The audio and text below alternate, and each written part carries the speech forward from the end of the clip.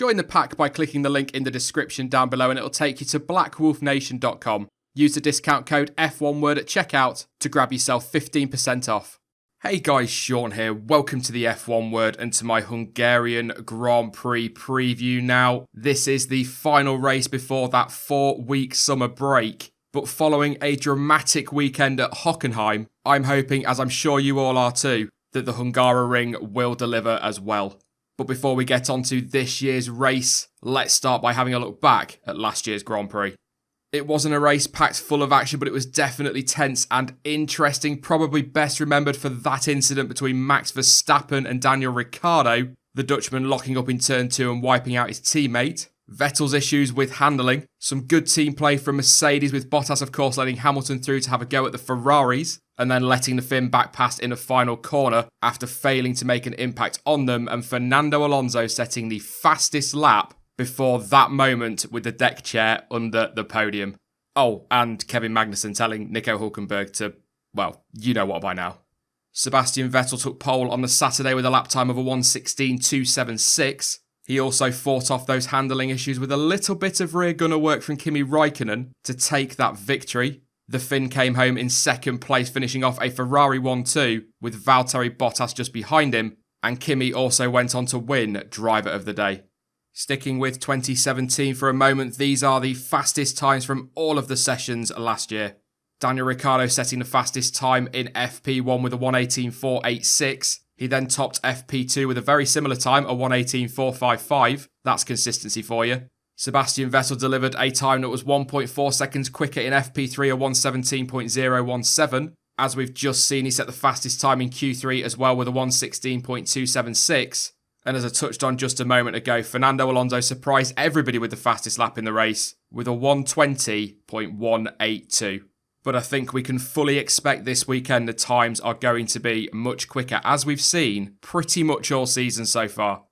Last year's race winner is a man I'm going to start off with, and following a very disappointing end to what looks set to be a very good weekend in Germany, Sebastian Vettel will be keen to turn it around quickly and go into the summer break strong and on a high. It was only a couple of days ago, so I'm sure you remember, but he crashed out while leading in Hockenheim at the weekend and saw his 8-point championship lead quickly flip around to a 17-point deficit. I did say it in the race review yesterday that Ferrari do appear to currently have the best overall package on the grid, and they found some very big gains in performance as we saw at Silverstone and again in Hockenheim, and they could well be the favourites going into this weekend. However, as has been the case all season, Mercedes will still be very strong and will be close to the Ferraris, and throw into the mix the Red Bulls as well. The Hungaroring is traditionally a very favourable track for them, which sets up the tantalising prospect that we may well have a 3-team battle at the front of the grid. So Ferrari and Vettel may well be favourites going into the weekend, but they are going to have one hell of a fight this time around. In terms of the track, the circuit length is 4.381 kilometres or 2.72 miles if you prefer. There will be 70 laps on Sunday. Usually at this point I tell you what the race distance will be, but of course that is pretty much the same across the board, so you guys have asked for more stats and that's what I'm going to give you. The circuit consists of 14 corners. Drivers will be at full throttle for around 44% of the lap, and the maximum speed down that long straight is approximately 315 kilometres an hour or 195.732 miles per hour. Overtaking wise, well, it's not generally easy in Hungary. In fact, a lot of people are not fans of the circuit because of its lack of overtaking opportunities. Turns 1 and 2 are obviously the best places to get moves done, particularly as they are aided by DRS.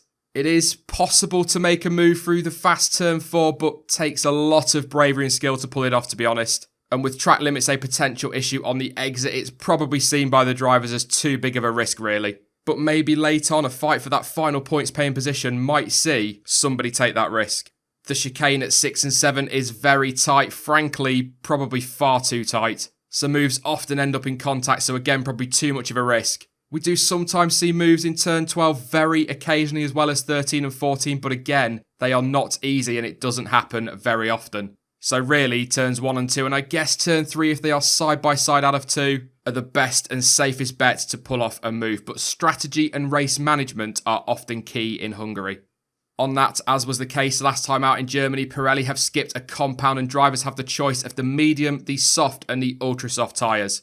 This time round, both the Mercedes and both the Red Bulls are taking 7 sets of the Ultrasofts. Sebastian Vettel, interesting enough, taking 2 extra sets of the Ultras versus the Mercedes and the Red Bulls, with Raikkonen taking 8 sets. That is mirrored by both the Force Indias, both the Toro Rossos, both the Haas boys and the McLaren boys as well. Stroll and Sorokin will take 9 sets of the Ultrasofts each, and that is also the case with Ericsson and Leclerc at Sauber. But both of the Renault drivers are taking 10 sets of the Ultrasoft tyres. They've gone aggressive once again. On to my one to watch for this weekend then, I'm going to go with Fernando Alonso. He had a pretty disappointing weekend in Germany. I mean, don't get me wrong, he looked very, very racy early on. Some great scrapping. But his gamble to switch to Inters when the rain started to fall didn't pay off. And of course, as we know, he eventually ended up retiring with gearbox issues. However, prior to the race at Hockenheim, he grabbed himself 2 consecutive 8th place finishes. He also appears to be quite happy at McLaren at the moment, to the point where all of this talk of him leaving at the end of the year is beginning to turn to talk of him staying. But that is definitely a topic for another video. However, it could be a big weekend in terms of his future, as he has already stated multiple times this year that the summer break will be where he considers his options. It is a track that the Spaniard has gone very well at in the past. He took his first ever race victory at the Hungaroring in 2003. What a drive that was. So some very fond memories there for him. He's taken 5 podiums at the circuit as well as 12 points finishes and drove his McLaren Honda to a brilliant and surprising in many ways 6th place finish last season. And as I've already said a couple of times, set the fastest lap of the race as well. Time then for my probably terrible predictions. Don't forget, it is just a bit of fun, so don't take them too seriously. As we've seen this season, pretty much consistently, they are often well off reality. The fight for pole on Saturday is going to be very close, and Red Bull will be right in the mix. But with those extra engine modes that Mercedes and Ferrari have got, I think it's more likely one of those will be on pole. So as you can see, I've gone with Sebastian Vettel for pole position. Given how well he's been driving just lately, I'm going to give Verstappen the victory, with Sebastian Vettel following him home in 2nd place and Daniel Ricciardo in 3rd. But to be honest, either Red Bull could quite easily win this race, and we certainly cannot write off Mercedes. In case you're wondering as well, Red Bull have said this morning that Daniel Ricciardo will avoid penalties this weekend, and that any components that need replacing will be done so with the current quota they have available. So great news for Ricciardo. It's a tight track, so safety cars are possible. I'm going to go with 2. I think Daniel Ricciardo will set the fastest lap of the race. And I'm going to go with, let's say, 4 retirements. But of course, as ever, they are just my predictions, but what are yours? Who do you think will take pole position on Saturday? Who will grab victory on Sunday? And which driver is your one to watch? Let me know your thoughts in the comments section down below. That is it then for the Hungarian Grand Prix preview. I will be back on Thursday with this week's news roundup. And don't forget as well to join us once again over the course of this weekend for a lot of live streams, including session roundups, watch-alongs, and as ever, the race debrief on Sunday. Don't forget you can follow me on social media. Links to Twitter, Instagram, Facebook, and to Discord are all in the description down below. But as ever, thank you for watching. I've been Sean. This has been the F1 Word, and until next time, goodbye.